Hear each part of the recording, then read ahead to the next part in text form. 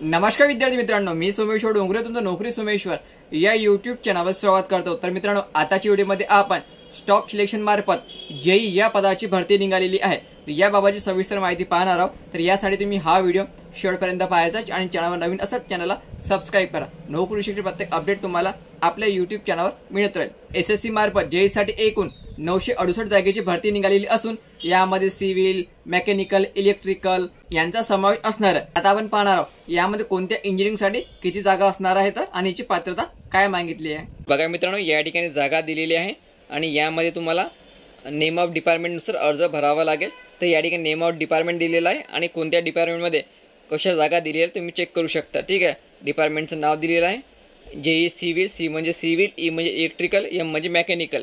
ठीक आहे, टोटल जागा आपल्या कॅटेगरीनुसार व्यवस्थित चेक करायचं, कोणत्या डिपार्टमेंटमध्ये किती जागा हे दिलेलं आहे तुम्ही आपल्या या ठिकाणी व्यवस्थित चेक करून घ्यायचं। तर बघा मित्रांनो, या ठिकाणी संपूर्ण पात्रता दिलेली आहे, व्यवस्थित वाचून घ्यायची। तर या ठिकाणी डिग्री, डिप्लोमा मागितल्या संबंधित आणि तुम्हाला या ठिकाणी 2 वर्षाचा अनुभव पण मागितलेला व्यवस्थित चेक करून घ्यायचा। आणि मित्रांनो, वयोमर्यादा जी आहे ते पदानुसार वेगवेगळी आहे, 30 वर्षापर्यंत, 30 वर्षापर्यंत, 32 वर्षापर्यंत। तर यामध्ये SC STला 5 वर्ष अधिक असणार आहे आणि OBC कॅटेगरीला यामध्ये दिलेल्या वयोमर्यादेत 3 वर्ष अधिक असणार आहे, हे लक्षात ठेवायचं। संपूर्ण पात्रता मित्रांनो या ठिकाणी व्यवस्थित चेक करून घ्यायची। यामध्ये डिग्री, डिप्लोमा झाला असेल तुमचा संबंधित तर तुम्ही यासाठी अर्ज भरू शकता। तर मित्रांनो, महाराष्ट्रासाठी एक्झाम सेंटर बघा, यामध्ये अमरावती असणार आहे, औरंगाबादमध्ये छत्रपती संभाजीनगर, जळगाव, कोल्हापूर, मुंबई, नागपूर, नांदेड, पुणे या ठिकाणी तुम्हाला महाराष्ट्रात एक्झाम सेंटर दिल्या जाणार आहे। आणि मित्रांनो, या ठिकाणी तुमची ऑनलाईन एक्झाम घेतल्या जाणार आहे आणि एक्झामचा सिलेबस जो आहे दिलेला आहे व्यवस्थित चेक करून घ्यायचा। Intelligence and reasoning, general awareness आणि तुम्ही टेक्निकल नॉलेजवर पण तुम्हाला या ठिकाणी प्रश्न विचारला जाणार आहे। संपूर्ण सिलेबस या ठिकाणी दिलेला आहे, व्यवस्थित चेक करून घ्यायचा।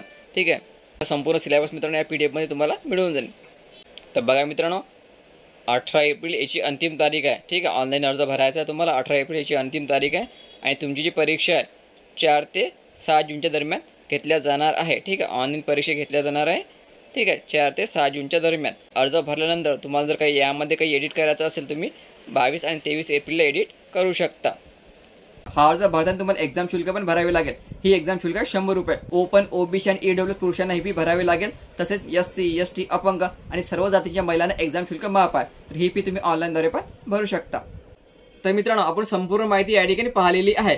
तर हा जो अर्ज तुम्हाला ऑनलाईन भरायचा आहे आणि ची अंतिम तारीख असणार आहे 18 एप्रिल। 18 एप्रिल पर्यंत तुम्ही हा अर्ज ऑनलाईनद्वारे भरू शकता।